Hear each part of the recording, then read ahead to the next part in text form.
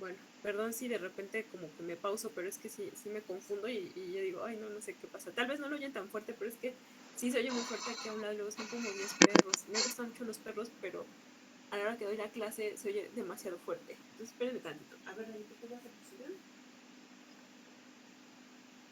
Aquí estás. Muy bien, entonces, pues estas clases las hemos dedicado a platicar mucho sobre justo el suelo, el sustrato, la fertilización, porque al final de cuentas el que un suelo o los nutrientes en él estén disponibles para las plantas, pues se van a ver reflejados en la calidad de las plantas que estén presentes en un área verde. Y pues lo que más queremos o nuestra intención es que se vean en buenas condiciones, que haya, que estén saludables, que visualmente sea agradable un sitio, porque ya por ahí decíamos, ¿no? Que es muy diferente a pasar por un área verde, pues que está cuidada, que le dan mantenimiento, le hacen sus podas, su riego adecuado, la fertilizan en cada cierto tiempo, etcétera, y se ve bonito, o sea, visualmente es muy agradable y hay armonía, ¿no? Entre los ensambles de especies que pues ustedes proponen en sus paletas vegetales, con los edificios, con o sea, la combinación, ¿no? De la parte eh, botánica con las construcciones, con los senderos, etcétera. Y que veíamos que pues en un área que está descuidada, que no la barren, no hay poda, hay fauna que anda por ahí, así que ya veíamos que las ratas, y que hay cucarachas y demás, pues sabemos que son parte del ecosistema, yo no estoy en contra de ellos ni mucho menos, pero pues no es un lugar por el que normalmente quisieran transitar, a menos que quieran ir a muestrear ese tipo de fauna, ¿verdad? O algo así, pero normalmente pues queremos un área verde en buenas condiciones y pues ya hablamos precisamente, les decía, del suelo. Y ahora vamos a hablar de otro recurso que es vital, o sea, de hecho pues no habría vida si no existiera este recurso en el planeta. Y ya otra vez ya empezó el coro de perros. A ver, dame un segundo.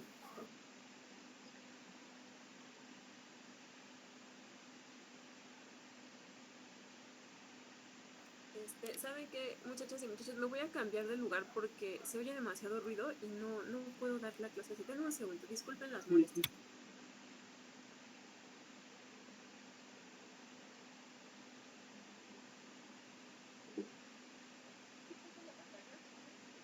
sí, sí.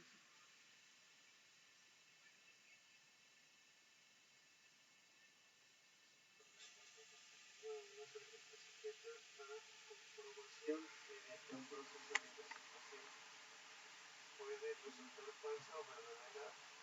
Eso lo sabrás al fondo.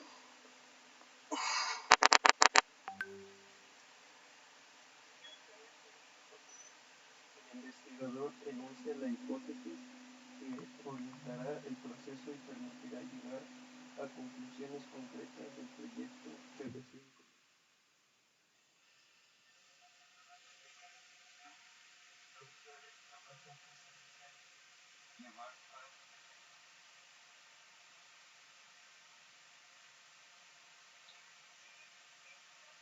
Bueno, ahora sí vamos a continuar. Ay, gracias por entender. Sí, es que de verdad se oye muy fuerte y como mi ventana da justo hacia ese lugar, entonces se oye más fuerte y yo de verdad no escucho y me confundo. Perdón, muchachos. Yo es que sí necesito concentración para explicarles bien el tema. Muy bien, gracias por ser comprensivos. Ok, entonces, como les decía, el siguiente recurso del que vamos a platicar, pues es un recurso sin el que si no existiera o careciéramos de él, y ya lo hemos vivido seguramente en algún momento de nuestra vida, el agua. Si no hay agua, pues no hay vida, ¿no? O sea, necesitamos agua para cumplir las funciones vitales, todos los seres vivos, y pues las plantas no son la excepción. Entonces, vamos a hablar hoy del riego. Uh-huh. Entonces, vamos a ver los tipos de riego, por qué es importante el agua, cómo se usa el agua en las áreas verdes y demás. Y entonces, vamos a empezar. Ok, bueno, el tema es riego. El agua es un componente del jardín. Perdón, ¿todos ya ven mi presentación? Sí, Sí, ¿Sí? Ok, gracias.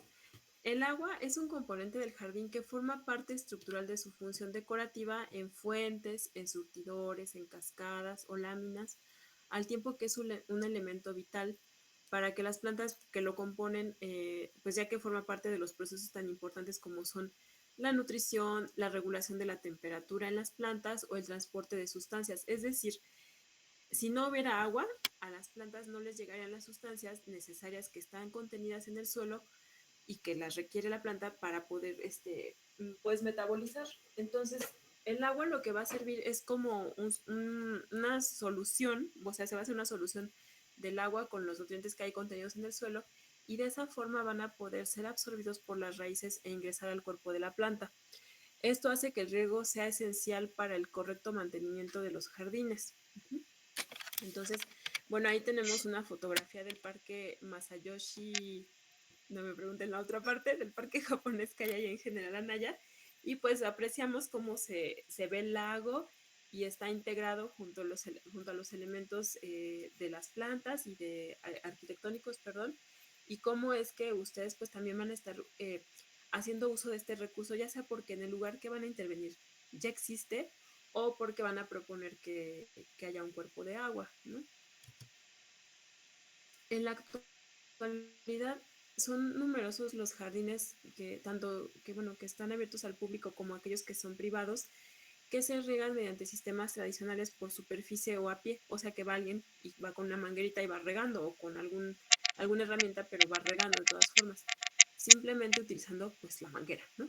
En estos casos, la posibilidad de aplicar una cantidad de agua superior a la que realmente necesitan las plantas para cubrir sus necesidades y por tanto de que se produzcan derroches de agua es bastante elevada. Es decir, hacer el riego de esta forma tradicional pues no necesariamente va a ser lo óptimo porque a lo mejor vamos a estar regando de más con la idea de que pues una vez le echo bien agua para que no se le vaya a acabar pronto porque hace mucho calor y se me va a evaporar y le va a faltar. Entonces mejor de una vez le riego bien, ¿no? Y entonces quien riega con la manguera a lo mejor echa de más, ¿no? Y hasta se hacen así como charcos y se estanca y ya ven que luego hasta pasa uno por un lugar que acaban de regar y ¡pac! ¿No? Se va así con el lodo y, ay, no, bueno. Entonces se puede desperdiciar mucho este recurso.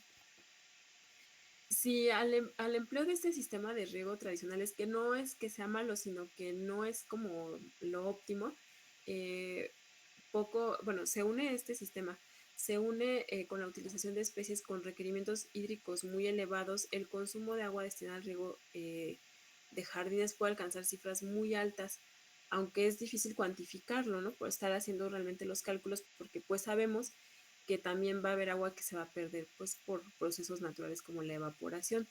Entonces, no es que sean malos estos sistemas, sino que va a ser un poquito difícil cuantificar las cantidades de agua que se requieren y las que se están perdiendo por el exceso de riego. Uh-huh. Entonces ahí vemos otros sitios donde nos muestran cómo están creciendo las plantas, cómo se está usando los cuerpos de agua, etcétera, ¿no? Otra causa de un elevado consumo de agua de riego en parques y jardines públicos es el manejo y el estado de conservación y el mantenimiento de los equipos que componen los sistemas de riego, que no siempre es el adecuado, ya sea por la calidad de los equipos o porque ya son equipos muy viejitos que a lo mejor ya no están como diseñados o pensados para la forma en la que se está distribuyendo actualmente el agua, para los cambios que ha habido en el clima, porque no sé si han escuchado a la gente que ya es más grande, que es de aquí de la Ciudad de México, que dicen, es que antes no hacía tanto calor aquí en la ciudad y ahora hace mucho. ¿Alguien, sus papás o sus abuelas o abuelos les han comentado algo al respecto? Así que digan, es que antes no hacía tanto calor o antes no había tanta seca, ¿no? Que la época seca fuera tan larga. ¿Qué han escuchado al respecto?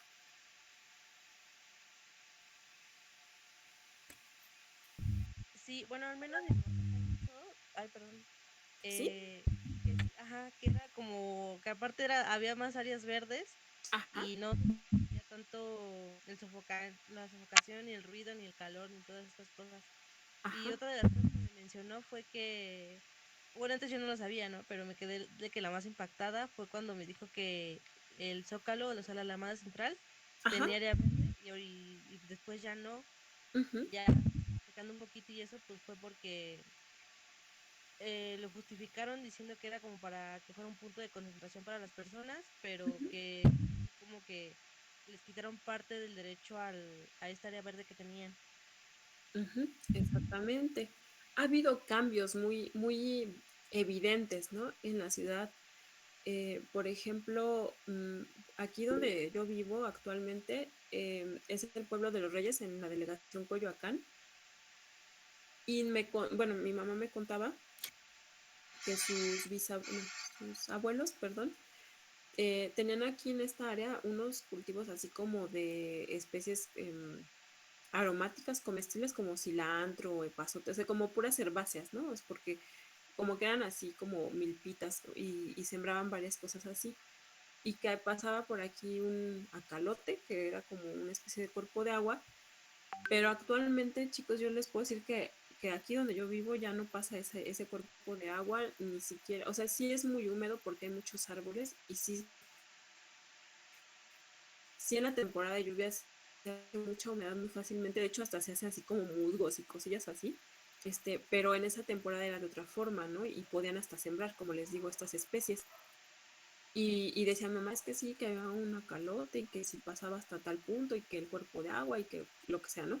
Y les digo, actualmente ya esa parte ya no existe. Entonces, bueno, ese es un cambio que a mí no me tocó ver eso, pero a mi mamá sí le tocó y pues sí nos lo platicaba, ¿no? Y por ejemplo, un día que andaba colectando con la doctora Rocío López, aquí dentro de la ciudad, estábamos por el rumbo de Coyoacán y estábamos platicando de que cómo ahora hemos visto, de verdad, yo creo que a lo mejor ustedes hasta lo han visto, árboles de ceiba en plena floración aquí en la Ciudad de México, cuando la ceiba pues es una especie de la selva, ¿no? ¿Ubican todos la ceiba? ¿Es la que tiene como espinitas?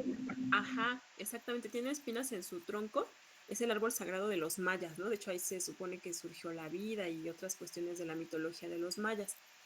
Y aquí, si alguien pasa por el Metro General Anaya cerca de, ay, como hay como una clínica, algo así del ISSSTE, no me acuerdo.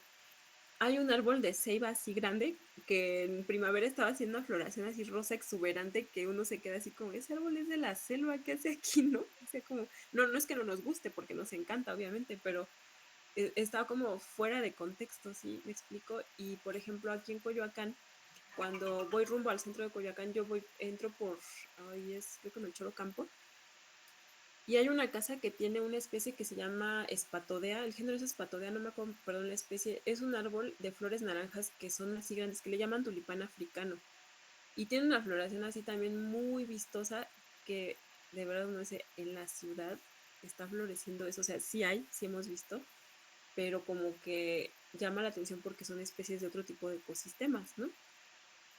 Entonces, regresando al punto, estos cambios en el clima de un sitio van a implicar que haya nuevas especies que ahora pues van a estar viviendo aquí, se están integrando a la dinámica y van a tener otros requerimientos de agua diferentes a los que había normalmente en las especies que, entre comillas, son propias de la ciudad, porque ya sabemos que también, por ejemplo, la jacaranda pues es una especie introducida, ¿no?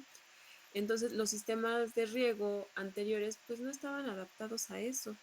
O sea, a lo mejor se había pensado en una forma de riego que era eficiente para un grupo de especies de plantas, pero que ahora tal vez o no es suficiente o está de más, etcétera, ¿no? O sea, tal vez los sistemas de riego pudieran ya ser como anticuados en algunos casos. Ujú. Y entonces eso pues hace que el riego no sea uniforme. Ujú. Entonces, bueno, en otras ocasiones se originan problemas de uniformidad en el riego como consecuencia, entre otros factores, de una mala elección del sistema empleado o de errores cometidos durante el diseño de la red, que dan lugar, por ejemplo, a solapes inadecuados entre los aspersores en riego por aspersión o una mala distribución de los emisores en los sistemas de riego localizado. Es decir, que pues tal vez ya ese diseño ya es obsoleto. No es que no sirva, sino que para ese tipo de condiciones que cambiaron, pues ya no es adecuado. Entonces también hay que hacer los ajustes necesarios en las áreas que estamos trabajando para poder usar de forma eficiente el agua. Si se tiene en cuenta que en la práctica de la jardinería el principal objetivo no es la obtención de rendimiento, sino la supervivencia de la vegetación y su mantenimiento en condiciones estéticas aceptables, que era lo que les decía al inicio de la presentación, es necesaria, perdón, la adopción de medidas que permitan reducir un consumo excesivo de agua hacia cantidades que permitan asegurar el mantenimiento de las plantas en un estado óptimo. Es decir, no me interesa que esté así el agua en cantidades exorbitantes, sino que el agua que yo estoy empleando sea la necesaria, la adecuada para que mis plantas pues estén bien regadas y les digo bien nutridas, porque ya veíamos que el agua es el vehículo para los nutrientes que están contenidos en el suelo. Entre estas medidas cabe destacar la adopción siempre que sea posible, pues de sistemas de riego con una mayor eficiencia al momento de la aplicación, una adecuada determinación de las necesidades hídricas de las plantas que componen el jardín. Es por eso que es importante saber cómo se llaman mis especies para que cuando hagamos la búsqueda de sus requerimientos sepamos cuánta agua es recomendable o está reportada para esa especie. Por eso siempre les digo, es muy importante saberse los nombres de las plantas para buscar todo lo relacionado a ellas. La realización de los riegos al atardecer o durante la noche con la mayor periodicidad posible entre ellos también es recomendable. La práctica del riego defisatario, consistente en la aplicación pues, de cantidades inferiores a las que son necesarias, pero que sí son suficientes, o sea, sí le alcanzan a la planta para sobrevivir y que el diseño de los jardines sea eficiente en cuanto al uso de este recurso que es el agua. Porque volvemos a lo mismo, si desde el principio nos planteamos las condiciones óptimas o propicias, adecuadas para nuestra área, pues la inversión que vamos a hacer en los recursos va a ser pues la adecuada, no vamos a estar derrochando ni dinero, ni la mano de obra, ni tampoco agua o suelo o plantas, ¿no? Porque pues si se me mueren mis plantas por exceso de riego, voy a tener que volver a comprar, ¿no? O a producir y ya otra vez voy a estar invirtiendo dinero y mano de obra en propagarlas, en trasplantarlas, etcétera. Lo que todo, o sea, toda la cadenita que implica. Hay algunas medidas que son muy drásticas para reducir un excesivo consumo de agua, sobre todo cuando hay épocas de sequía. ¿Se acuerdan que en esta primavera la sequía estuvo muy intensa? ¿Alguien lo notó en sus plantas, en sus jardines, en sus macetas? ¿Alguien se dio cuenta de este problema en este año en particular?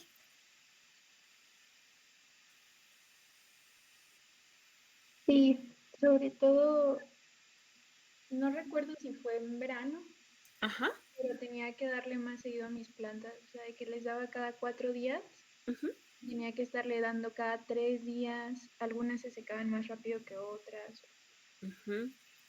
Exactamente, sí, fue muy evidente.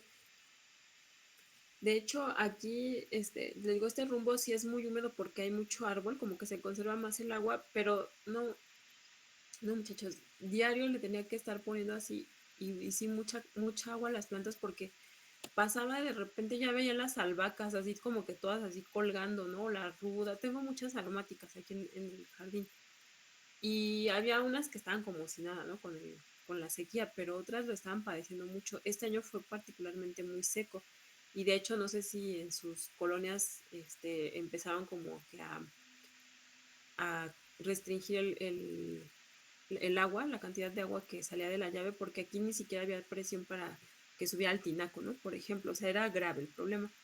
Entonces, pues sí, o sea, a veces hay que tomar medidas un poquito drásticas y pues cuáles son estas medidas, por ejemplo, suprimir el aporte de fertilizantes, ya que la cantidad de agua que la planta requiere es mayor al fomentarse su desarrollo. Entonces, cuando hay época de sequía, lo que se recomienda es que no les estemos abonando tanto porque si yo le pongo muchos fertilizantes, yo requiero agua para que se disuelvan en el suelo correctamente y la planta los absorba. Entonces me va a estar pidiendo mucha agua si yo lo abono. Cuando sea la época de secas, traten de no abonar demasiado para que la planta no les esté pidiendo más agua. Si no, también se puede empezar a ver afectada por este exceso de nutrientes que no están disueltos y que no los está consumiendo adecuadamente. Se recomienda también en el caso de las plantas eliminar los frutos siempre que sea posible, ya que van a requerir una gran cantidad de savia, es decir, de agua con nutrientes para poder pues crecer, ¿no? Imagínense, no sé, un arbolito de manzanas, cuánta agua va a requerir para formar unas manzanas que estén pues, de un buen tamaño y en buenas condiciones.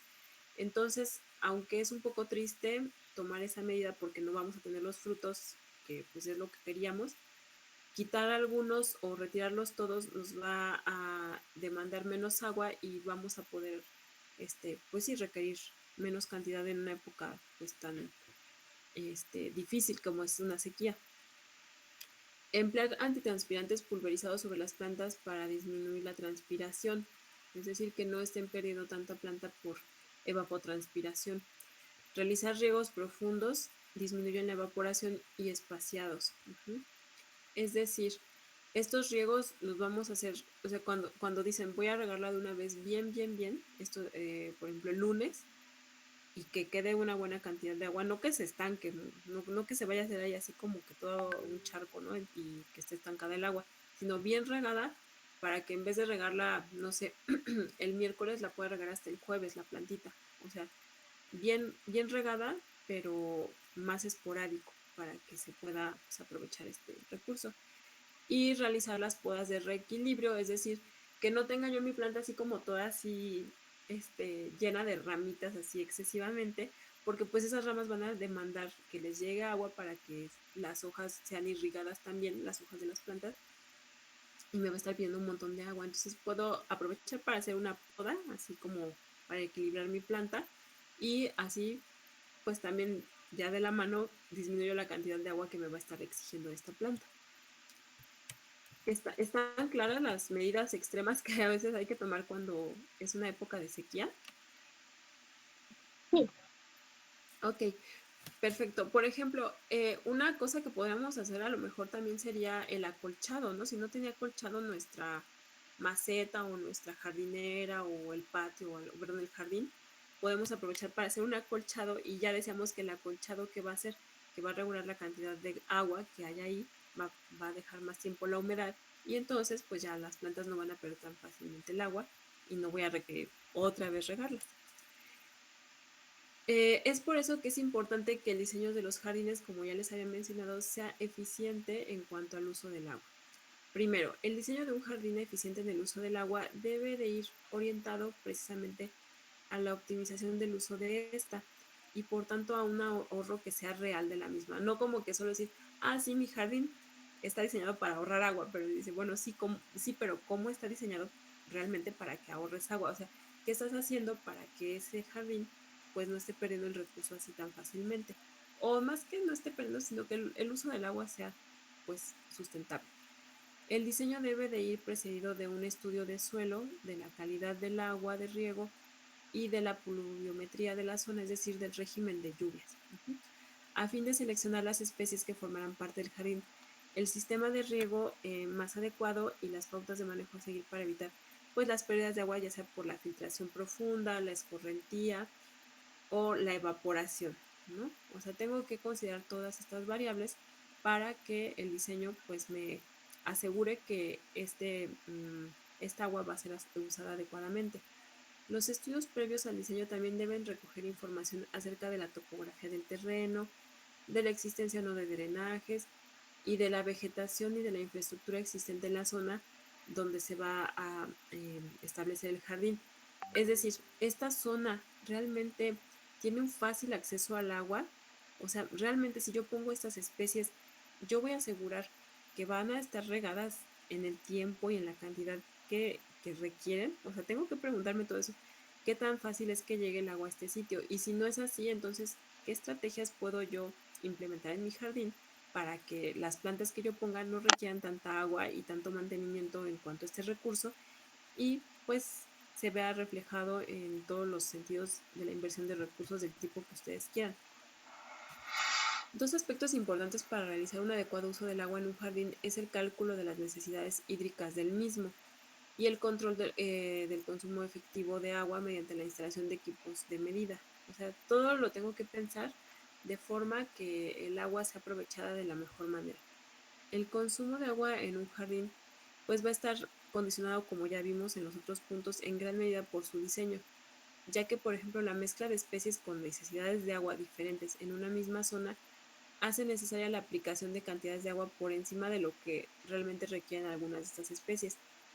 Entonces, eso también puede conllevar a problemas fisiológicos y va a suponer o va a requerir un mayor consumo de agua al que realmente necesitan. Es decir, si yo, por ejemplo, chicas y chicos, mezclo, no sé, algunas palmas y crasuláceas, pero luego se me ocurre poner monsteras y empiezo a mezclar como especies de selva con las de zonas más áridas. ¿Qué es lo que va a ocurrir ahí? A ver, platíquenme, ¿qué es lo que imaginan que ustedes que puede pasar?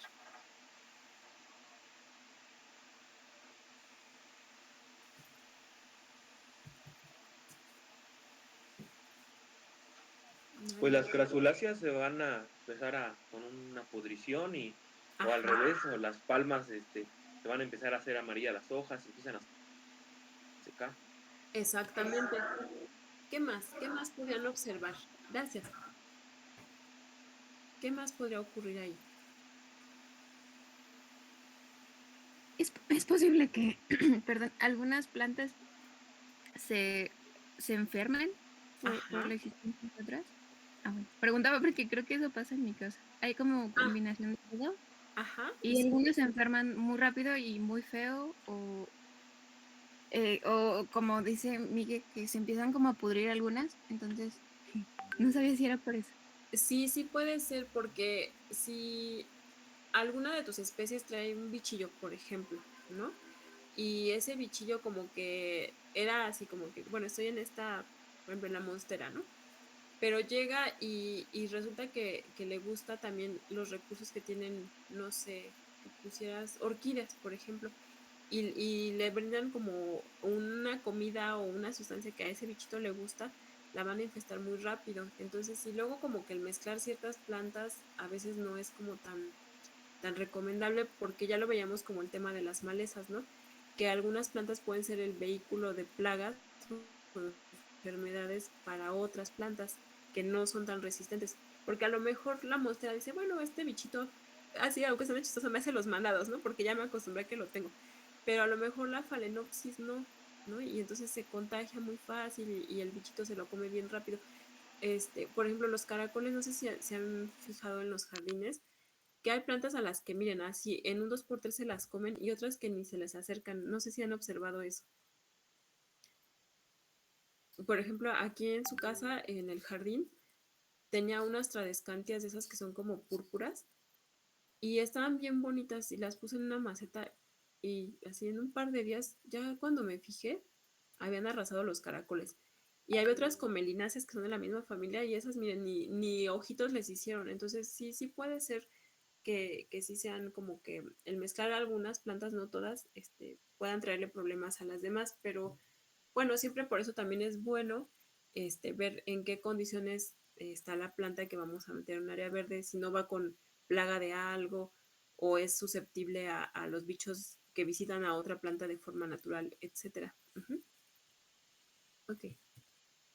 Uno de los aspectos más importantes a la hora de diseñar un jardín eficiente en el uso de agua es su división en áreas de requerimientos hídricos similares o que también se llaman hidrozonas, sin que por ello se olviden otros aspectos tan importantes como la estética, la funcionalidad y uso o el estilo paisajístico que el propietario del jardín, ya sea público o privado, desee darle y que se deberán contemplar en la planificación del diseño. ¿Y qué quiero decir con esto? Miren, la división del jardín, si quieren, la pueden hacer considerando tres grandes zonas. O pueden solo usar dos zonas, mezclando cualquiera de estas. ¿Y a qué me refiero? Bueno, va a haber una hidrozona de alto consumo de agua. Es decir, en esa zona yo voy a poner plantas que requieran grandes cantidades de agua. Ajá, porque ya busqué sus nombres, sus requerimientos hídricos de suelo, propagación, fenología, etcétera, y ya vi que todas estas, escojo 5 que tienen los mismos requerimientos de agua. Después puedo hacer una hidrozona que tiene un consumo moderado de agua. Son especies que no me van a estar demandando este recurso de forma excesiva ni tampoco van a requerir poquito. Y puedo hacer una tercera zona que sea de bajo consumo de agua y ahí pongo a lo mejor las crasuláceas que ya por ahí mencionábamos, unas cactáceas o especies que sean muy resistentes a la falta de agua. Ahora, ay, ya no quiso avanzar. Porque se quedó un poquito pasmada. En un jardín que sea eficiente en agua se trata de combinar de una forma estética las necesidades de las plantas con su desarrollo, la forma, la textura y color y otras características que ya habíamos mencionado cuando veíamos que las plantas tienen funciones estéticas en el diseño. En principio, cualquier especie que se adapte a las condiciones del clima de la zona donde se instalará el futuro jardín y que sea eficiente en cuanto a la, ¿cómo les puedo decir? Al consumo de agua tiene cabida en este mismo diseño. En general, se debe atender al uso de especies que sean propias del sitio, por tratarse de plantas que tienen, puede ser un bajo consumo hídrico en zonas que sean, por ejemplo, muy áridas, sin que esto sea una limitante para introducir otras especies que sean de interés para el diseño, no se puedan meter en dicho diseño. Aunque, pues finalmente el éxito pues va a depender de la posibilidad de recrear como que ¿cómo les puedo? Como una réplica del hábitat grande en el que está esta área verde. Entonces, en pocas palabras, es mejor o es más recomendable, se recomienda que se usen especies propias. Es decir, si yo voy a hacer, y ya viene justo aquí, mejor ya lo pongo con las fotos. Si yo voy a hacer un diseño en un área verde en el estado de San Luis Potosí, y les pongo pues San Luis Potosí porque ya estuve viviendo allá, pues fueron 8 años, sé que es muy árido y conozco como que el área, ¿no? Es muy, muy árido, a pesar de que sí hay árboles. En algunos lugares aquí vemos el jardín de San Francisco, si no me equivoco. Sí, creo que sí, ok. Vemos el Parque Morales, esta es una foto del Parque Morales y del lado izquierdo donde están las yucas es una parte del Centro de las Artes de San Luis Potosí. San Luis Potosí, como les digo, es muy árido, sí hay árboles, pero las especies como más adecuadas que resisten las épocas de sequía, porque allá es muy seco también gran parte del año, pues son especies como los agaves, las yucas, los cactus, por ejemplo, aquí junto a una yuca vemos un garambullo, un Mytilocactus geometrisans. Vamos a ver diferentes especies de cactus. Les digo, sí hay árboles, como se ven en los parques, pero las especies más resistentes a la sequía son estas. Ajá. Las que tienen adaptaciones en su organismo, hojas, en sus tallos, tienen espinas, etcétera, que les permiten perder poca agua cuando hay evaporación, evapotranspiración, perdón, y almacenar en sus tejidos grandes cantidades de agua. Entonces, estas plantas tienen un requerimiento hídrico, las de la foto de la izquierda, diferente a las que están aquí en la foto del medio y diferente al requerimiento hídrico de las que están en la imagen de la derecha. Entonces, si se dan cuenta, quienes diseñaron estas áreas verdes pusieron plantas con requerimientos hídricos similares, es decir, aquí donde vemos yucas, cactáceas y demás, la persona que hizo el diseño dijo, bueno, San Luis Potosí es un sitio muy árido, las especies nativas son estas, pues me conviene más que mis zonas, estas hidrozonas, sean con especies de requerimientos similares. Porque imagínense que yo aquí empiezo a meter monsteras. ¿Qué pasaría si yo me pongo a meter ahí monsteras?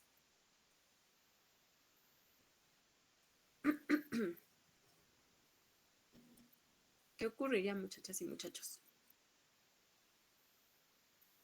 Pues no se le daría la atención que requiere, ¿no? Porque todo lo demás como que no requiere tanta agua. Exactamente. Y por ejemplo, el tema de la luz, ¿no? También las muestras, pues sí las veo que están luego muy expuestas, pero requieren la misma cantidad de luz que, no sé, o resisten más bien la misma cantidad de luz que un agave o que una yuca que están en pleno desierto o semidesierto en el altiplano potosino, por ejemplo. Pues no, es bien diferente, ¿no? Ahora, aquí les presento en Mérida, en la ciudad de Mérida. Ajá. Mérida pues es un lugar así donde hay más humedad, hace muchísimo calor igual que en San Luis Potosí, aunque bueno, sube todavía más la temperatura que en San Luis y vemos árboles que pues tienen otro tipo de requerimientos hídricos. Aquí pues yo no veo que pongan cactáceas. ¿Por qué aquí no ponen cactáceas?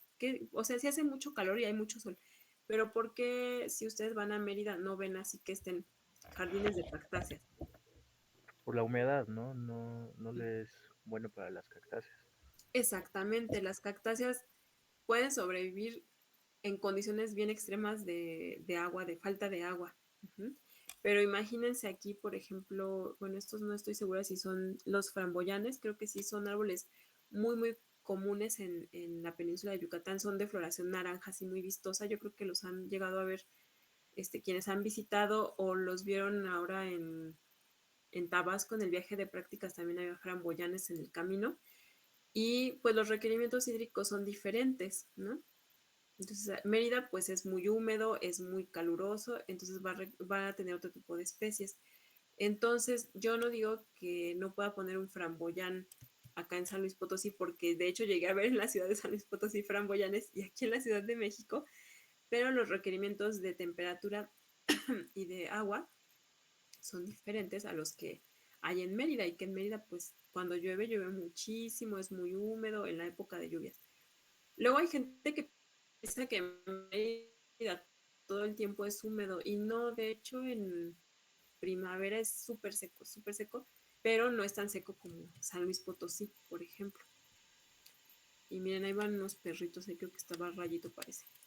Muy bien, entonces lo que ustedes pueden hacer al momento, yo les confieso, yo no sé hacer planos, no he hecho nunca un plano, pero en esta imagen pues hay un plano donde nos muestran las diferentes hidrozonas o áreas de consumo de agua distinto, y vemos en un azul clarito, muy pálido, unas hidrozonas de bajo consumo de agua. Después en azul un poco más intenso la zona de consumo medio de agua. Y después en un azul así más oscurito vemos una zona de alto consumo de agua. Ahora, ¿por qué creen que la persona que hizo este diseño las distribuyó de esta forma? ¿Qué ocurre? ¿Por qué están así? ¿Por qué no puso la de alto consumo? Bueno, sí tiene un bordecito pegado a la de bajo, pero ¿por qué no la puso pegadita a la de bajo consumo de agua? ¿Por qué la distribuyó de esa manera?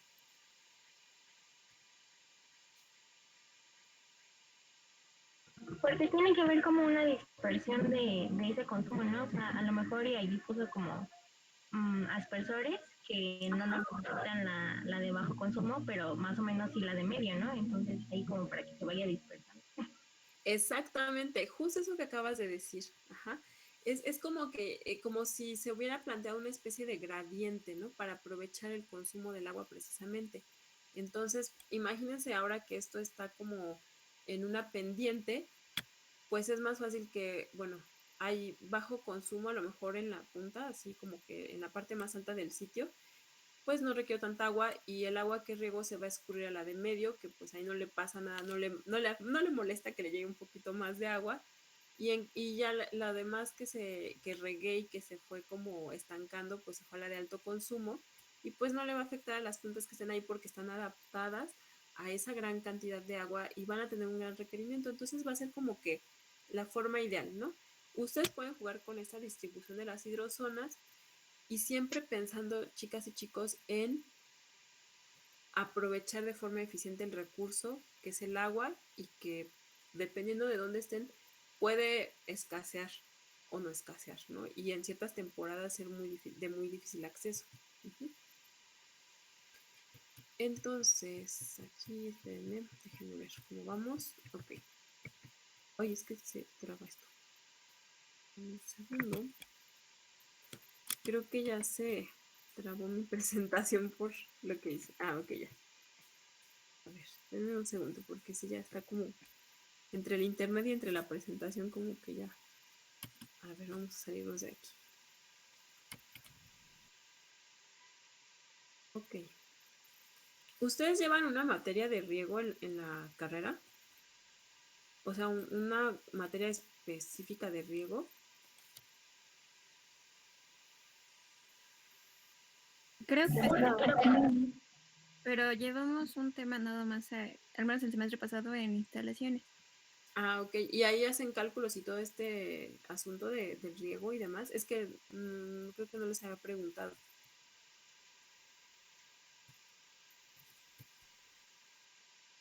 Ah, o sea, por ejemplo, ven fórmulas y demás y cálculos para riego.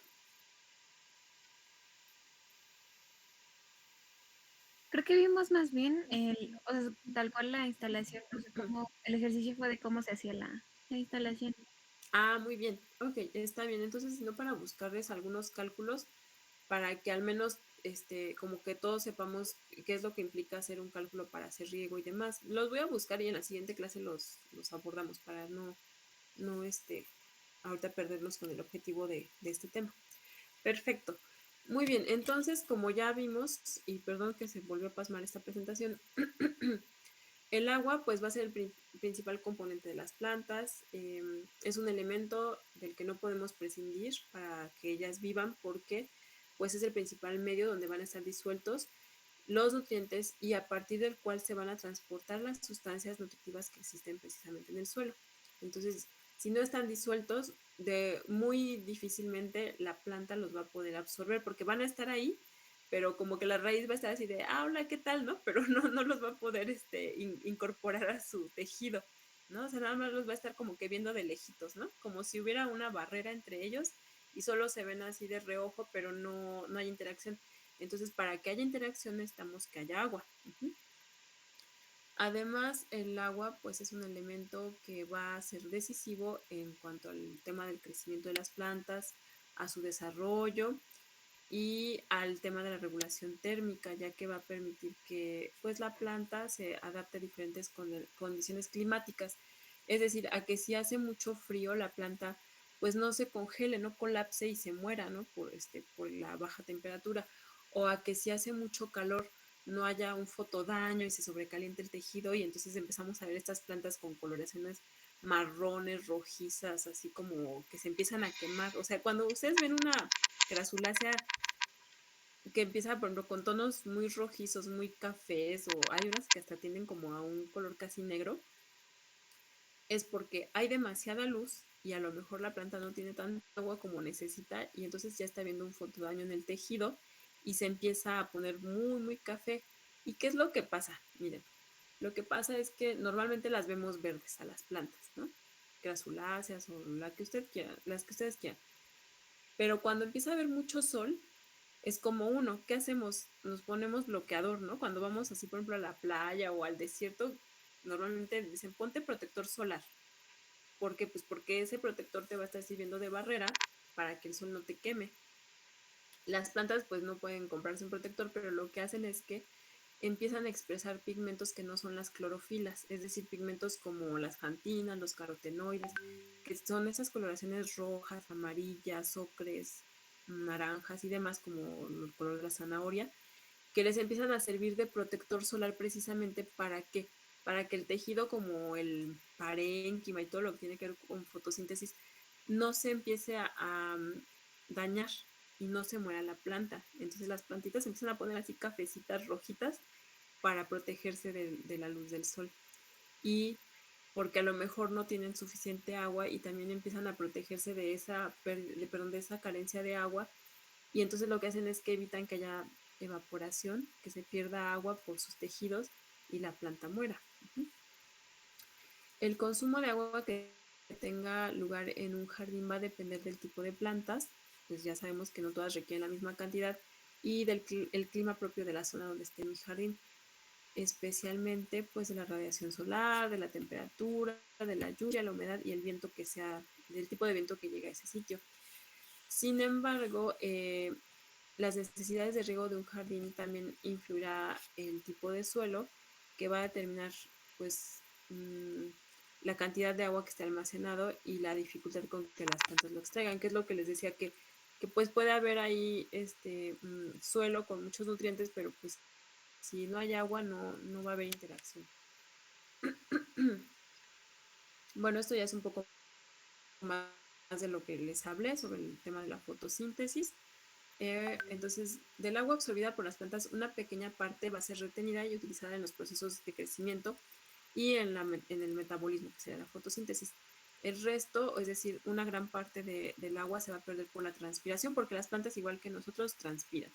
La cantidad de agua retenida por las plantas es casi insignificante a la que es transpirada, por lo que se puede considerar que el consumo de agua es equivalente a la transpiración. Suena como un poco a trabalenguas, pero ahorita lo vamos a ver de forma más esquemática. Además, desde el suelo se produce una evaporación a la atmósfera de agua de las capas más superficiales. O sea, va a estar perdiendo agua por el suelo y por la transpiración que están haciendo las plantas. O sea, hay dos fuentes por las que se está perdiendo agua en un jardín, por ejemplo. La cantidad de agua empleada en los procesos de transpiración y evaporación suele considerarse de manera conjunta debido a que es muy difícil calcular qué tanta agua se está perdiendo en el suelo o por el suelo y qué tanta por la planta, por lo que normalmente se representan juntas y a esta representación del agua que se está perdiendo desde el suelo y de la planta se le va a llamar evapotranspiración y la van a encontrar abreviada normalmente como ET mayúscula, ¿no? Y aquí pues está de forma más esquemática lo que les estaba platicando. Entonces, del lado izquierdo vamos a ver un árbol, ¿no? Con sus raíces, su parte aérea, tiene aquí un porte y demás, ¿no? Vemos que nos indica el dibujo, que está muy sencillo, que hay evaporación de agua desde el suelo, que era lo que les mencionaba, pero también hay pérdida de agua por transpiración en la parte del follaje, es decir, donde están las hojas, se está perdiendo agua. Entonces, si ustedes quieren saber cuánta agua se está perdiendo en un jardín, en un ecosistema, realmente lo que van a tener que hacer es considerarlo como evapotranspiración, que es la combinación de estas dos pérdidas, porque es un poco complicado estar calculando a ver cuánto me salió de las hojas, que sí se puede hacer, sí, pero ya tienen que poner como que dispositivos para calcular la transpiración de las hojas y cuestiones fisiológicas que a lo mejor no hay ni el tiempo ni los recursos para pues estarlo haciendo, a menos que sea como parte de un experimento o algo así. Uh-huh. Aquí no vamos a ver esta fórmula, la vemos en la siguiente sesión para que no les meta ya mucho ruido. Ok, entonces regresando al tema de... Ok, bueno, ya veíamos el tema de las hidrozonas. Esto es como un poco redundante, entonces nos vamos a ir directo a los tipos de sistemas de riego. La estética de un jardín pues no solo va a estar en función de su diseño o de la belleza de las especies que se utilicen, sino también de la buena conservación y mantenimiento de todas las plantas, que es lo que les hago mucho énfasis, ¿no? Que forman parte de él. Esto pues se va a conseguir utilizando, entre otros factores, un sistema de riego adecuado que permita el máximo ahorro de agua al tiempo que aporte una cantidad correcta de agua a la planta. La elección de un sistema de riego va a depender de la disponibilidad del agua de la zona, que ya lo platicábamos, y la posibilidad de llevarla hasta ese punto donde se requiere, de la topografía y la forma del terreno donde se ubica el jardín. Y en esto pues va a entrar qué tipo de pendiente hay, la longitud, el ancho, etc. De la climatología, especialmente pues cómo son los vientos, porque también de eso va a depender de qué tanto viento haya, el tema de la evaporación y la transpiración, del tipo de plantas que se emplean, de la calidad del agua del riego, de los costos de la instalación, del tiempo de riego, que va a ser limitado principalmente en las zonas públicas. O sea, no va a haber la misma disponibilidad de agua en una zona pública que en una zona privada por el tema de los recursos. Entonces hay que considerarlo. Y entonces aquí, ok, vamos a ver los tipos de riego, ya uno por uno. Y el primero, y así de igual forma que cuando veíamos lo de labores del terreno y todo esto, va a ir como que de lo más sencillo a lo más especializado. El riego por gravedad, también llamado riego de superficie, consiste en la distribución del agua a través de canales o surcos, como se ve aquí en esta imagen. Si se dan cuenta, es un cultivo, y vean aquí en la parte inferior de la diapositiva se ven los canales. Ya los observaron, chicos, ahí se ve el agua, hasta se ve como más brillante, ¿no? Que se disponen a lo largo del área de cultivo. Para realizar este tipo de riego, el agricultor debe contar con un embalse o un estanque que sea lo suficientemente grande, porque en él se va a acumular todo el agua, y por medio de estos canales se va a dirigir al punto de riego para que llegue precisamente a las plantas que son de su interés. Una vez que se discurre el agua por los canales, la fuerza de gravedad se va a encargar de distribuirla a lo largo de todo el sembradío o cultivo, o como ustedes quieran denominarle. Y eso lo vamos a ver en la parte superior de la diapositiva. Si se dan cuenta, en la parte del medio justo superior, vean cómo el agua por la gravedad pues se va a ir distribuyendo a lo largo de estos canales. En algunos como que apenas, bueno, aquí ni siquiera se alcanza a ver, ¿no?, el agua, pero aquí apenas va llegando, por aquí también va llegando, y esto es como una forma de hacer el riego. Este método de riego obviamente es uno de los más antiguos dentro de la agricultura. Para poder hacerlo, el agricultor debe tener los conocimientos adecuados sobre cómo es la infiltración del agua en el suelo. O sea, él tiene que saber, ya conoce el terreno que está trabajando y por eso ya sabe cómo, de qué longitud hacer los canales, de qué ancho, a qué distancia del cuerpo de agua tienen que estar, etcétera. Otras condiciones que quien trabaja ese terreno pues ya va a sabérselas casi de memoria, ¿no? Así, una vez alcanzado el punto de saturación, debe detener el flujo de agua e impedir la inundación del terreno. Es decir, este agricultor va a dar paso al agua por este mecanismo tradicional, pero él también va a saber en qué momento detener el paso de agua para que no se empiece a estancar y luego ya sabemos que demasiada agua, demasiado sol, va a haber proliferación de bichos, hongos o bacterias y pueden matar nuestro cultivo. Para asegurar el éxito del riego por gravedad es necesario realizar estudios previos que permitan conocer pues los marcos de plantación que son más adecuados de acuerdo al cultivo que tenemos, porque pues no es lo mismo un cultivo de sandías que un cultivo de naranjas, por ejemplo, los requerimientos de agua pues van a ser bien distintos. Actualmente en este tipo de riego es posible usar algún tipo de tuberías y microcompuertas, es decir, como que sí se vale de otras herramientas que antes no se usaban para poder hacerlo más eficientes. Esta técnica permite distribuir el agua por medio de tomas hidrantes o tuberías conectadas a la fuente de abastecimiento, es decir, al cuerpo de agua. Los tubos de este sistema se van a ubicar pues a lo largo de la parcela y poseen estas pequeñas compuertas que van a regular el flujo del agua, que es decir, no van a estar todo el tiempo abiertas regándose así continuamente. De este modo pues se garantiza un riego uniforme sin la necesidad de que haya un trabajador que lo esté checando todo el tiempo. No podemos tener a alguien que esté abriendo y cerrando día y noche, ¿no? Las compuertas. O sea, va a haber alguien que está supervisando, pero pues ya el sistema va a estar diseñado para que cada cierto tiempo se haga, perdón. Puede además ser construidas con tubos de riego móvil de PVC, válvulas para caudal discontinuo y con puertas adheribles, que ahorita no vamos a ver todos estos detalles. Y todos los materiales son de fácil acceso y tienen un costo bajo. Ahora, ¿qué ventajas tiene el usar este tipo de riego? Debido a que es muy simple en cuanto a infraestructura, es uno de los más económicos, es decir, es muy accesible. Los requerimientos de energía para que este sistema funcione en realidad son nulos, ¿no? Porque estamos usando la energía o la gravedad, no estamos usando luz ni estamos usando algún combustible para que funcione el sistema. Bueno, excepto pues la glucosa, ¿no? De quien usa su metabolismo para ir a abrir las compuertas y demás, pero no estamos invirtiendo, no sé, en un combustible o en electricidad o en alguna otra fuente de energía, porque se da casi como de forma natural.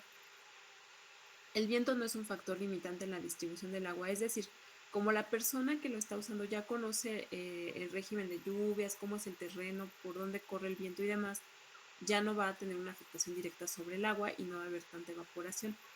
Ahora, ¿qué desventajas tiene este sistema? No es conveniente utilizarlo en terrenos que estén pues como irregulares, ya que el agua puede desviarse e impedir que se distribuya de forma pues adecuada. Al humedecer la mayoría del terreno, perdón, de la mayor parte del terreno, se puede propiciar la aparición de, ya sabemos quiénes, las malezas y las enfermedades de tipo fungoso o que son honguitos, ¿no? Y también ahí yo agregaría las bacterias. Ahora, otro tipo de riego es el riego por aspersión. Este tipo de riego consiste en conducir el agua a través de aspersores que humedecen el terreno de forma similar a como lo haría la lluvia. O sea, es decir, pues parece que efectivamente está lloviendo a diferencia de los canales. Actualmente existe una gran variedad de sistemas de riego por aspersión y hay móviles, hay los fijos y los que son de autopropulsión. Estos en su mayoría pueden instalarse en cualquier tipo de topografía, lo que es pues una ventaja muy importante. Sin embargo, cabe mencionar que en el caso de la aspersión, el viento sí va a afectar. ¿Por qué afectaría el viento en este caso de este sistema de riego? Si yo estoy como simulando una lluvia y hay mucho viento, ¿qué es lo que va a pasar? ¿Qué va a hacer el viento con el agua? ¿La va a llevar a otra dirección? Exactamente, la va a llevar a otra dirección. ¿Y cómo va a ser el riego de las plantitas que están ahí. No uniforme, ¿no? ¿Cómo, perdón? O sea, va a ser como desuniforme. Ajá, exactamente, va a ser muy heterogéneo y unas van a quedar mejor regadas que otras y otras más o menos y como que va a estar así bien extraño la forma en la que va a estar este riego porque llegó el viento y me desvió en la dirección del agua y demás. Y entonces pues unas plantas se van a ver como muy sequitas y las otras a lo mejor con mucha agua o en buenas condiciones, ¿no? También. Se recomienda que su instalación en perdón, que la instalación sea en terrenos con vientos menores a 15 kilómetros por hora, sobre todo en los cultivos donde hay frutales y hortalizas. Entonces, ¿qué ventajas tiene este tipo de riego? En general, el riego por aspersión es uno de los más usados, aunque depende del sistema, o sea, qué tan avanzado o moderno sea o complejo, serán más o menos costosos. Su eficiencia es mayor a otros tipos de riego. Porque son capaces de cubrir grandes distancias de terreno sin que esté uno ahí, que voy a abrir el canal acá y voy a llevar acá y tengo que cerrar una compuerta y demás, sino como que ya este sistema va a ser va a cubrir gran cantidad de superficie. Se adaptan al tipo de parcela, permiten que el riego sea automatizado en algunos casos. La vida útil de estos sistemas es muy grande, ¿no? O sea, pueden durarnos muchísimos años y no tengo que volver a comprar o armar un sistema de riego en un año, ¿no? O en 6 meses. ¿Qué desventajas tiene? La inversión y la mano de obra puede ser elevada, como que el lado no tan padre, ¿no? La instalación de estos sistemas pues es más compleja y al igual que riego por gravedad podría incrementar la aparición de la maleza. Pues sí, porque si estoy simulando como una lluvia de forma natural, pues las plantitas o las semillitas que estén por ahí así como escondidas, que no se hizo bien el desmalezado, no se hizo la prevención, van a aprovechar para germinar y vamos a tener problemas de malezas. Ahora, el riego, ok, por goteo es un riego utilizado en su mayoría en zonas áridas. ¿En qué consiste? Bueno, pues en distribuir el agua generalmente ya filtrada y con fertilizantes sobre o dentro del suelo. O sea, este riego ya va a tener los fertilizantes, los nutrientes disueltos en el agua. De esta manera el agua llega directamente a la zona de raíces de las plantas cultivadas. ¿Cómo es la distribución? Pues se realiza por una red de tuberías generalmente de plástico, ya sea de polietileno o de PVC hidráulico, en las líneas principales donde se va a hacer. En las líneas laterales se realiza con tubería que sea como más flexible, esa que es como mangueritas o rígida de polietileno, también puede ser. El riego por goteo permite evitar las fluctuaciones de humedad que se tienen con otros tipos de riego, es decir, que este riego no va a tener como que estas situaciones en las que se hagan encharcamientos porque fue más intenso en un punto que en otro. Puede llegar a aplicarse 2 a 3 veces por día. El riego por goteo puede utilizarse tanto a cielo abierto como en cultivos bajo invernadero. Se recomienda para cultivos sembrados en hilera, ya sea del ciclo anual o perenne. Además, actualmente se está utilizando también para cultivos manejados en hidroponía, donde los rendimientos superan por mucho a los cultivos sembrados directamente al suelo, porque pues ya sabemos que la hidroponía en un área menor puedes tener una gran producción sin tener que ocupar tanto espacio, ¿no? Como en un cultivo convencional. Ahora, ¿qué ventajas tiene el riego por goteo? Miren, vean la lista de ventajas y de desventajas en comparación de las otras, ¿no? Vamos a ver cuál es la diferencia, por qué parece tan ventajoso. Permite un crecimiento adecuado del sistema de raíces. Puede mantener una humedad casi constante, renovando continuamente el volumen de agua que se gasta por el exceso de evapotranspiración. Es decir, el agua que se va a estar perdiendo va a estar regresando casi de inmediato y entonces no va a haber como esta pérdida tan dramática como los otros sistemas de riego que puede darse, ¿no? Permite la aplicación de fertilizantes en el agua de riego, que es una ventaja. Ya sabemos que el agua pues es como el moderador entre las plantas y los nutrientes. Esto garantiza una mayor disponibilidad de nutrientes en la zona de raíces. No se moja todo el suelo de la parcela, sino únicamente la hilera donde está sembrado el cultivo. Es una ventaja importante para reducir la posible aparición de maleza. Es decir, está tan localizado el riego por goteo que no me va a pasar como en la dispersión, que como, pues yo estoy regando por todos lados, o como en el de Ay, esperen. Antigravedad, perdón, se me fue perdón, la palabra ahorita. Como no estoy regando así por todos lados, no va a favorecer a que en cualquier oportunidad las semillas de las malezas pues se hidraten y empiecen a metabolizar y germinen, ¿no? Entonces, como que está tan dirigido, tan ubicado, no voy a estar como propiciando a otras plantas. No sé, ok. Disminuye el gasto de agua y la eficiencia del uso de agua se incrementa notablemente, que es el objetivo, chicos y chicas, que seamos o que usemos lo más eficientemente posible los recursos. Aunque se esté realizando el riego, pueden realizarse otras labores de cultivo como son las podas, el entutorado y la aplicación de agroquímicos. Actividades que normalmente no se podrían hacer si estoy regando por gravedad o aspersión. ¿Por qué? Porque si me pongo a hacer esas labores, mientras estoy podando me va a estar cayendo agua también, ¿no? Entonces, pues no quiero que me rieguen, ¿verdad? Se adapta a terrenos rocosos o a terrenos que tienen pendientes muy pronunciadas. Ahora, ¿cuáles son las desventajas? Las desventajas más importantes de este método de riego es que el sistema por goteo puede taparse si no se filtra el agua correctamente. ¿Y a qué se refiere esto? Por ejemplo, hay algunas localidades en las que seguramente a ustedes les ha pasado, y ahorita les voy a decir por qué. ¿A alguien le ha ocurrido que va de vacaciones o de paseo a algún lugar, en algún otro estado, y se baña, ¿no? Así se baña, se lavan el cabello y como que su cabello está así como enredado, como que cuando salen de bañarse está así como, como seco? ¿No se les ha pasado eso? Sí, es por el agua, siento que luego trae mucha sal.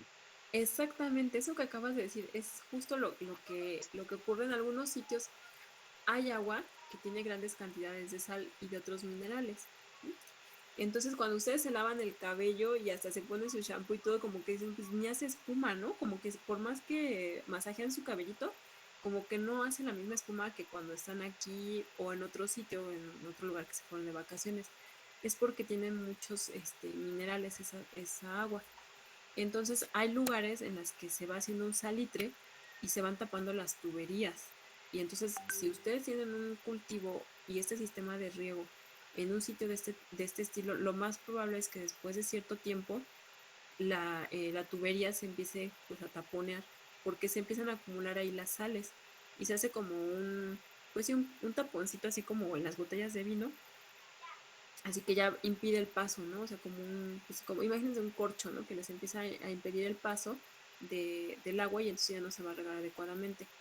¿Qué es lo que podrían hacer en una situación como esta? Por ejemplo, en el altiplano potosino, lo que hacen es que usan una especie que se llama gobernadora, que pertenece bueno, la especie más bien es la rea tridentata, y esta especie lo que hace es que disuelve esta concentración de sales y puede desbloquear así las tuberías, el tinaco, o sea, todo lo que tenga que ver con agua, la pueden poner ahí, ponen las ramitas de la gobernadora y va a disolver estas sales y va a permitir que el agua vuelva a fluir.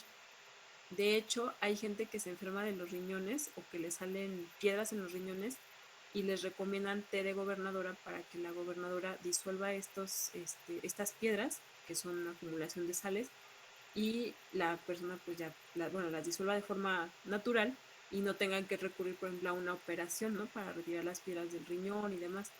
Entonces, en un sitio así pueden buscar si hay una planta como la gobernadora que tenga esas cualidades y les desbloquee la tubería.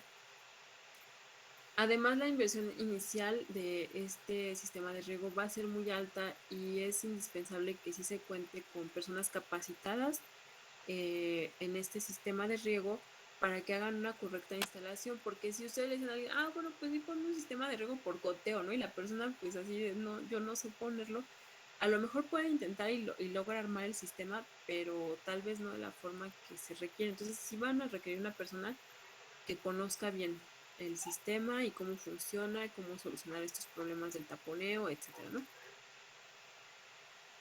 En el otro caso, obviamente también van a requerir que algún conocedor pueda instalar el sistema de riego porque, pues aunque sea, por ejemplo, el de gravedad, aunque sea muy sencillo, muy antiguo, sin tantos recursos, yo, por ejemplo, no podría ir y poner un sistema de riego porque yo no trabajo con eso, no estoy capacitada para hacerlo. Uh-huh. Pero a lo mejor no voy a requerir a alguien que esté así como especializado y tomó miles de cursos para poner el sistema de riego por goteo. Ahora, ¿todos van a requerir conocimiento? Claro que sí, y experiencia también, pero pues los costos van a ser diferentes. Entonces, los costos de instalación y diseño son elevados y sin duda el uso adecuado de sistemas de riego muchas veces va a depender de la capacidad del agricultor para evaluar las necesidades de su cultivo y el conocimiento que tiene de su cultivo, así como factores de índole natural, técnico y económico que intervienen en la productividad. Ok, vamos a dejar de compartir. Entonces regreso con ustedes acá. Como usted, hay alguien aquí me dicen del cabello, ¿verdad? Sí, bien feo, jaja, sí, el frizz, sí, como que trae uno el cabello así como seco, como, ¿cómo dicen? Como zacate, ¿no? Le dicen, como que está así todo enmarañado y se ve raro el cabello así. Y lo que pueden hacer, pues a lo mejor aplicarse enjuague, ¿no? Cuando van a un lugar así para que no sea tan fuerte el efecto. Entonces, chicas y chicos, el día de hoy hasta aquí vamos a revisar la información. ¿Tienen alguna duda o comentario sobre el uso del agua en los jardines? ¿Está claro? No, ninguna, todo bien. ¿Todo bien, Juan Pablo? Bien. Las demás, Nopi, nos dice por ahí Kelly. Interesante. Ok. Muy bien. Sí, yo sé que a lo mejor creo que todo bien. Axel, todo bien. Fernanda. Sí, súper bien, todo bien. Ok. Ay, bueno, es que estaba un poco preocupada porque como hubo muchas interrupciones, dije, ay, a ver si no los distraigo mucho, pero muy bien. Entonces, voy a buscarles algún cálculo de ejemplo para la siguiente sesión en la que veamos al menos pues qué variables hay que considerar al calcular el tema del riego y el agua y demás, para que ustedes pues también estén familiarizados, porque seguramente en su quehacer profesional van a tener contacto con este tema. Puede ser que tal vez ya no, o que haya un especialista en eso y pues lo hace esa persona, pero no está de más conocer cómo funciona todo lo que implica estar interviniendo en un área verde. Entonces, chicas y chicos, si no hay más preguntas, quisiera pasar al tema de las exposiciones. Vi por ahí, déjenme, me voy a mi drive ahora para ver cómo quedó finalmente la lista. Ok.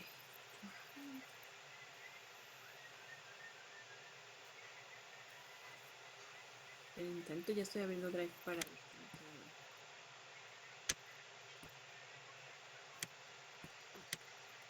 Un momento.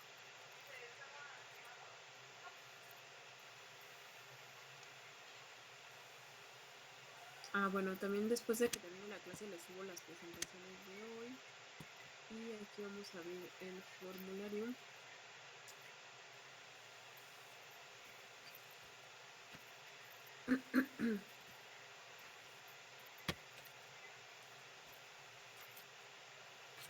Muy bien, entonces, a ver, aquí estoy viendo ya la lista de los equipos con los temas que eligieron para presentar. A ver, ¿ya todos tienen equipo? ¿Ya todos están de acuerdo con alguien para exponer?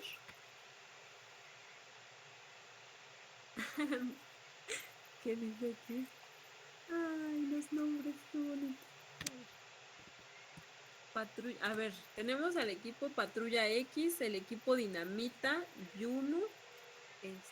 No sé qué significa Yuno, ¿es como sus iniciales? No. ¿O es qué es Yuno?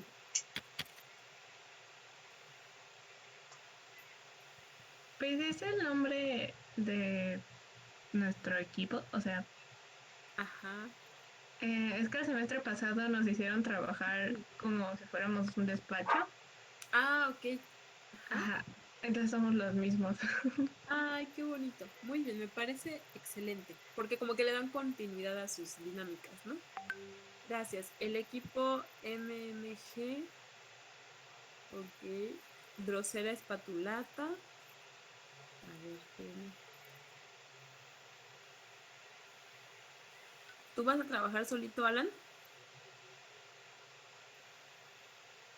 ¿Está por ahí, Alan? Las empachulitas, oh, mariposas de barrio. Y algunos no tienen nombre, no pasa nada, no se preocupen si quieren pueden poner el nombre después o pueden estar sin nombre. Muy bien, entonces ya, a ver, otra vez lo pregunto, ¿ya todos tienen equipo? ¿Ya todos están de acuerdo? O bueno, los que van a trabajar de forma individual, ¿ya todos tienen tema?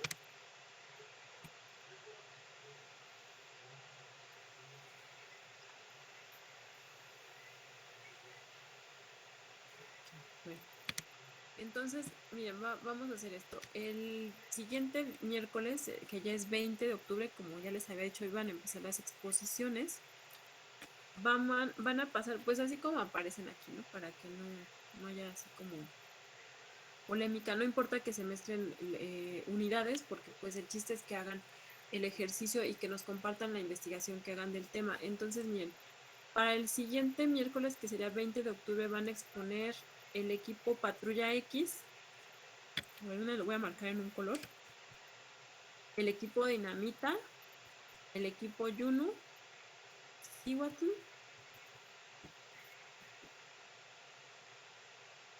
Yunu, Cihuatl y el MG. Aquí les voy a poner ajá. Y el 27, ok, van a exponer. De una vez anótenlo, chicas y chicos, para que ya estén así como que bien informados de que ya les toca. El 27 van a exponer el equipo Drosera, bueno, Alan, que sería Drosera Espatulata, las Cempachulitas, me encanta ese nombre, Mariposas de Barrio, y los siguientes 3 equipos, que sería el de Guerrero Castillo, el de Miguel Horta y a Rosas Rivera Pedro. Ahora, ya les he dicho que las exposiciones que duren aproximadamente 20 minutos. Ajá.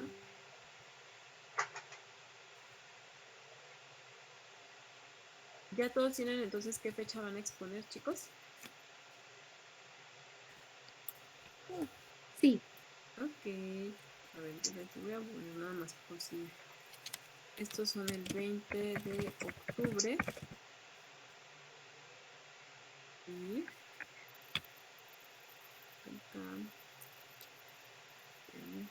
Ahí creo que lo escogí más fuerte. Estos son el 27 de octubre.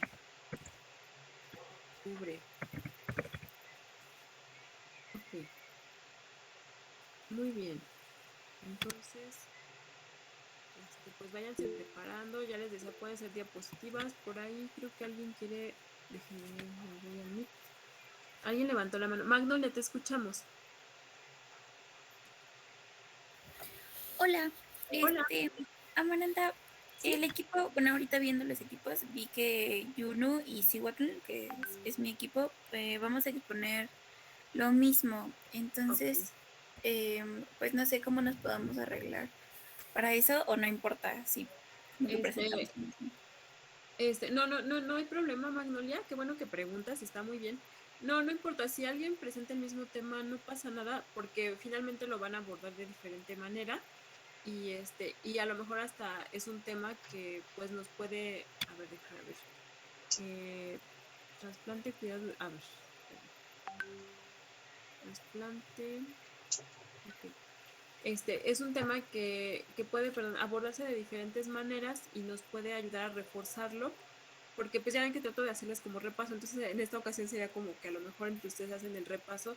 No se preocupen, si quieren ustedes platicarlo como equipos para que le dé más énfasis un equipo que otra, una parte del tema, pueden ponerse de acuerdo entre ustedes. Y si no, no importa, si no se pueden juntar para platicar entre equipos, no pasa nada. Si surge alguna duda o algún comentario, pues ya me avisan y lo platicamos. Pero sí, no hay problema, Magnolia, no te preocupes. Vale, gracias. De nada, espero la mejor expo de mariposa. Ya espero esa presentación llena de brillo y glamour.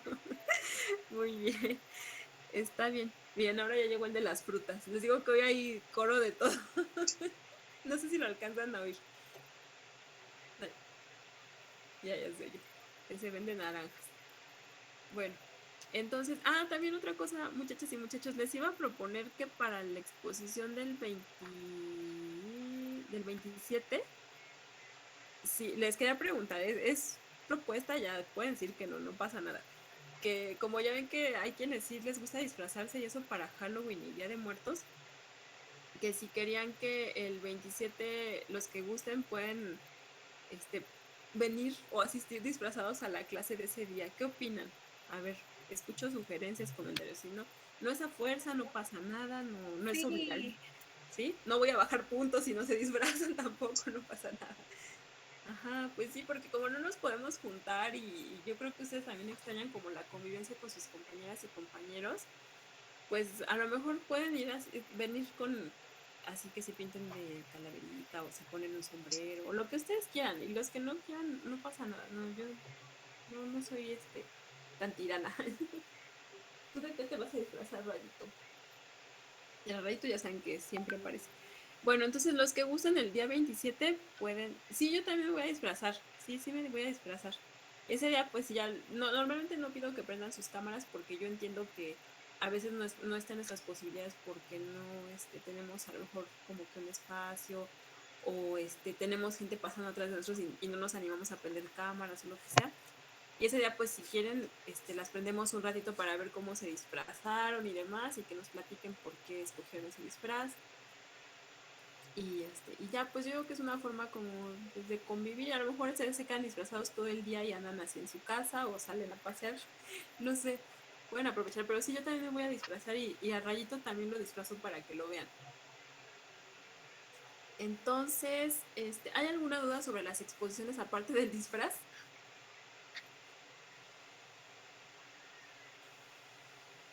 Chicas, chicos. ¿Alguien está que le apoye con bibliografía o algo para ese día? ¿O ya ustedes solitos? A ver, Rayito, ¿quieres aparecer? No hay dudas, muchachas y muchachos, todo bien. Ok, creo que no. Amaranta, ¿tienes Jennifer. bibliografía de trasplante? Es que Sí, yo busqué algunas, pero bueno, nomás encontré como muy escaso, entonces no sé si tú tengas bibliografía de eso. sí, Jennifer, te la hago llegar hoy en la tarde o mañana. Si ves que no te escribo, me vuelves a decir, por favor, porque luego ya sabes que ando en mi onda. Y con gusto te la comparto, claro que sí. Si alguien más requiere otro Sí, tipo muchas gracias. de nada, de bibliografía me avisan y yo les apoyo con de la que tenga y de la que no tenga, pues ahí sí ya entre todos vemos cómo le hacemos. Bueno, entonces si no hay más preguntas, chicas y chicos, los dejo por hoy. Disculpen todos el concierto que hubo de más. Y les mando un abrazo. Ay, Mariana, que vence tu cámara. A ver, déjenme ver que aquí tengo mi tiradero, ¿verdad? Pero déjenme ver. A ver, aquí anda mi rayito, no sé. Ya se activó la cámara. Bien. Ya estamos muy greñudos a esta hora del día. Diles adiós. Cuídense mucho, que tengan muy bonita semana y nos vemos el próximo miércoles con toda la pila para sus exposiciones. Y cualquier cosa, ya saben, estoy al pendiente, correo, celular o algo. Y bueno, cuídense. Adiós. Muchas Gracias, gracias. igualmente. Gracias. Adiós, Andrea. Adiós, todos. Cuídense. Bye. Gracias a ustedes. Adiós, adiós. Bye. A ver, ya.